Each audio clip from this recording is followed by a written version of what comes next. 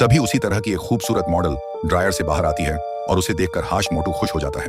फिर वो उस लड़की के पास जाकर उसे अपने घर चलने के लिए कहता है, लेकिन तभी वो लड़की उसे थप्पड़ मारती है, क्योंकि वह पहली ही मुलाकात में कुछ ज्यादा ही चिपकने लगा था।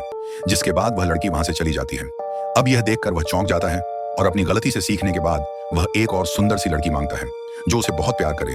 फिर वह जैसे ही अपनी विश मांगता है तो एक सुंदर सी लड़की उस ड्रायर से बाहर आ जाती है और वह हाशिमोटो के साथ घूमने के लिए भी हाँ बोल देती है। अब यह देखकर हाशिमोटो खुशी से पागल हो जाता है, जिसके बाद वह उसे अपने साथ शॉपिंग कराने ले जाता है। इसके बाद वो ड्रायर से मांगे गए पैसों से उसके लिए वो सब चीजें खरीदता है जो वह चाहती थी। फिर हम देखते हैं कि जो भी इंसान उस ड्रायर से निकलता है तो उसे पता नहीं होता कि वो कहां से आया है और उसे यही लगता है कि वो एक असली इंसान है। फिर शाम होते ही हाशिमोटो उस लड़की को अपने घर ले जाता है। वो उसके करीब जाने से डर रहा होता है, लेकिन फिर वो डिसाइड करता है कि वो पूरी रात उससे बातें करेगा। तभी हाशिमोटो की हथेली देखकर वो लड़की कहने लगती है कि उसकी जिंदगी काफी छोटी है, जिसको सुनते ही वह अपना हाथ हटा लेता है और उसकी बातों को इग्नोर कर देता है। फिर जब सुबह होती है तो वह उसे हिम्मत करके किस करने की कोशिश करता है, लेकिन इससे पहले कि वो उसे किस कर पाता वो लड़की गायब हो जाती है और सिर्फ उसके कपड़े और गहने ही वहां पर रह जाते हैं, जो कि हाशिमोटो ने ही उस लड़की के लिए खरीदे थे।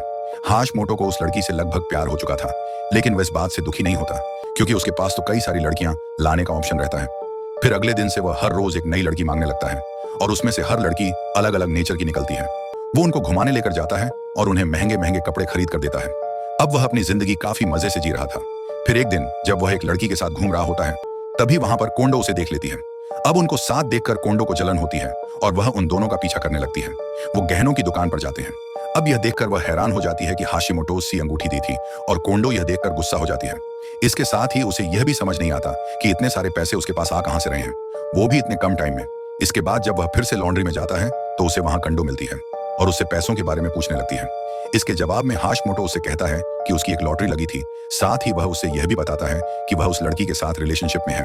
अब कोंडो को लगने लगा था कि वह लड़की उसे बर्बाद कर देगी क्योंकि वह सिर्फ उसे पैसों के लिए इस्तेमाल कर रही है। कोंडो उसे समझाने की कोशिश करती है, लेकिन हाशिमोटो उसकी कोई बात नहीं सुनता और वहां से चला जाता है।